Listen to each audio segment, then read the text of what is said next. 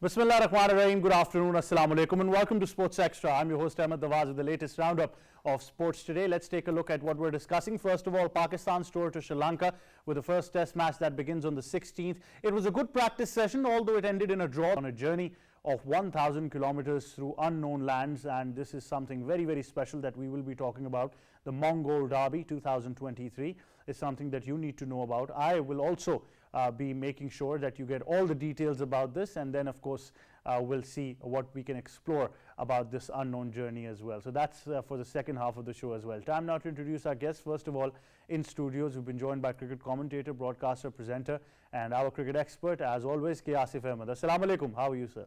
Walaikum assalam. I'm perfect. Thank you very much. So the two-day practice match ended in a draw, but of course we can say that Pakistan was on a winning note because they performed exceptionally well. These practice matches just give you some confidence, some energy and some momentum. And as far as concerned for the fast bowling, you can see that the Shaheen Shah Afridi was in good touch, looking good because there was a bit of grass on the surface. Hassan Ali bowled nicely, then both of the spinners, they were good. One thing which is the concern which I ask you, that Naseem Shah only bowled 4.1 overs. What's the reason? Ahmed, do you know, do you have an idea? Do you have an inner story? I initially thought that maybe he might not be in the plans, but then again I think maybe trying to preserve him for something. Is there an injury we don't know about? So there are things that are still uncertain.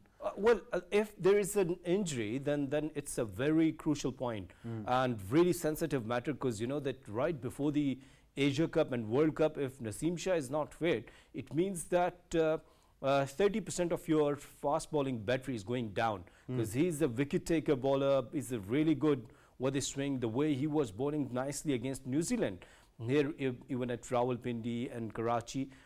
I think he's backbone in the fast bowling, so you require him in both of the tournaments. So if he's not fit, then once again the concern is there, and the question we should raise and we should ask, and we have asked actually, that what is the load management and why Pakistan Cricket Board is not taking care of these kind of issues. Look, this is a element we talked about, that in the Pakistan Cricket Board the first accountability should be of this medical panel that we always talk about. Certain players have gone into rehab, they've been rushed back to the scene, then they've broken down again. So this is something that destroys us in the long run. Well, Ahmed, that's the issue, that you know that the rest of the world now, they are engaging their players, and they're engaging their players in different formats and just giving them the responsibilities either with the white ball cricket or with the red ball cricket. But if you're not concentrating on these kind of issues, then you will face these injuries. And you know, right before the Asia Cup, if you just think about it, that there is no Naseem Shah, then of course, you know, all the pressure on the captain and the rest of the fast bowlers will be definitely facing that pressure as well. I think that the new regime of Pakistan Cricket Board under the Zaka Ashraf, and then I must talk about the head coach Mickey Arthur, that now he is there with the team, either with, you know, virtually or, you know, with practically. If he is suggesting these things to the Pakistan Cricket Board, that must take care of the But you know, he's made a very strong statement. Mickey Arthur said that we're going to win the World Cup and we're going to win a test series in Australia. I don't know if that is Kudrat ka Nizam or does he mean business, but he has made these statements. These statements, when you read out them, really nice. But when you go for the practical, we require practical. Pakistan team is in Sri Lanka, and let's suppose if that Naseem Shah is not 100% fit, and even then if he's with the side, then who's the responsible? Then we cannot only read these statements from the Mickey Arthur. But as an expert, as somebody who has watched cricket, you know, very closely, and as an analyst and as a commentator, how would you rate Mickey's tenure with Pakistan cricket, and then subsequently him being removed from Pakistan cricket as well, and now because he's back? Well, see, if you see the performance of Mickey Arthur, that of course one huge tournament, big tournament of ICC Champions Trophy, Pakistan have won that, and Mickey Arthur was head coach there. His friendship with the teams, his if you see the dressing environment, room, yes, yeah, brilliant. the dressing room's environment has been perfect, and we haven't seen any sort of, you know, conspiracies or any sort of stories which came out and damaged the Pakistan cricket team. So far, I'm okay, but the idea of virtual coaching, I'm not with that. You know that if your mentor is with you in the ground, is mentor with your mentor is with you in the training system, in the training, of course that This time. Remember, before this stint, Mickey Arthur spent time with the Sri Lankan cricket team as well. So he knows those players inside out. So that is a big advantage to the Pakistan cricket team. But even then, Mickey Arthur is not playing there. Of course, your team will play there. He can give an idea that these batters, you can bowl them there. But this, you know, this is the work of the statistician actually. They can tell you. The coach is, which is, who give you the overall scenario, the game plan. Statistician, they don't give you the game plan. Now, talking about this, you know, because it's a science now, all of this.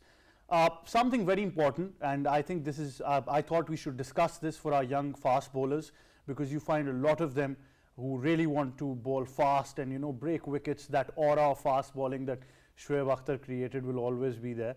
But there is a slight adjustment that some of them don't understand. I tend to tell them as much as I can, you know, with the limited knowledge that I have.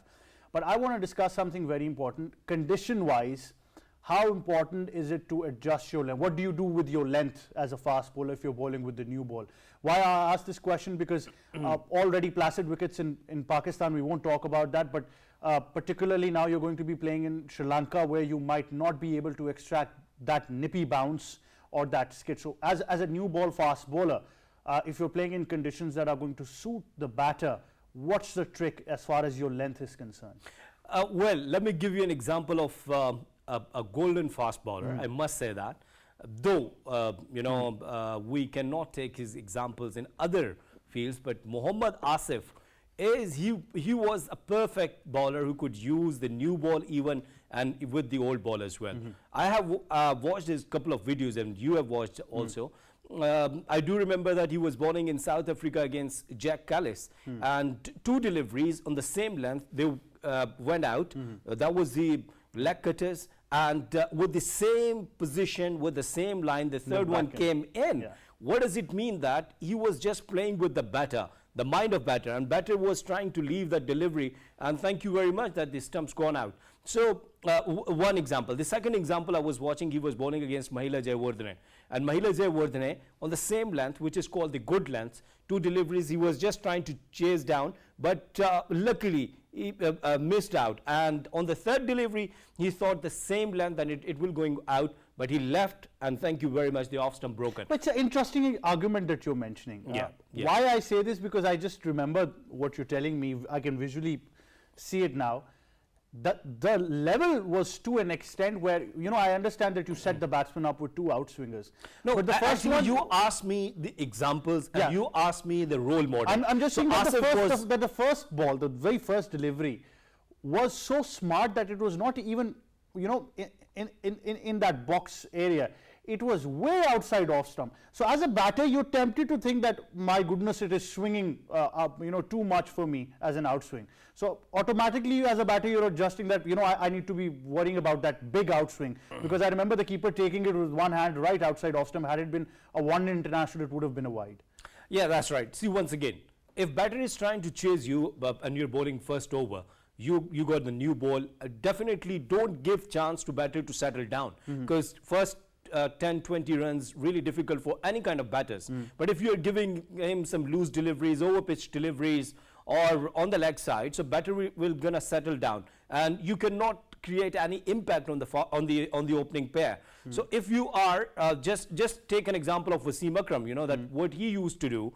He just used to come up with the new ball, and he tried to make angles, and the angles are really important in the Test cricket, especially because you'd have to bowl, you know, spells of 7-8 overs or maybe 10 overs for your team, requirement of the team. So what happened in the Ashes, you know, that the Stuart Broad was so good, and but there was no Jamie Anderson, in the third match. But even then, the Mark Wood was there, and he came up with the sheer pace, and you have showed me that video when some of the deliveries, they were unplayable. The line and length, that was the good length area where the batter was gone disturbed. And keeper was taking it from there. That's how it was rising the ball. And same with the Shoaib Akhtar. Yes, you know that absolutely. if you're just coming up, or Zahid, Mohammad Zahid, he was so good on the right length and the Even good if length somebody, area. you know, asked me that if you talk about Pakistan, not too far ago, in the recent era, who's that one bowler you'd pick in conditions like Sri Lanka, I'd say Junaid Khan, because he had been brilliant for Pakistan with the new ball. Now the question is that where is Mohammad Abbas? Yes. This is the question. I was watching his stats. His average is 25. 25 is means it's an excellent average. A player, you have given a chance to Mir Hamza. His average is more than 100. So, you know that he played only 4 or 5 test matches, or maybe then 3 or 4 matches, right? That's fine. With forced injuries, obviously. When somebody was not playing due to injury, they had to play Hamza because they had no choice. If there is no choice, you don't have a choice of Abbas. No, Mohammad Abbas. I'll be very honest with you, Asif. I think certain players, Pakistan Cricket Board has decided. Even a couple of days ago, a statement came that Shadab is saying that he wants to play Test cricket but Ahmed, and he's going to go back to you domestic should give us a circuit. reason. You No. should give us a reason. Look, If there I'm is no still- reason, I'm then still- it's injustice. I'm still trying to find a reason for axing Mohammad Abbas. Even I've been asking the question of Sajid Khan. Why did you play him if you had to ignore him and he just Yeah. disappeared from the scene?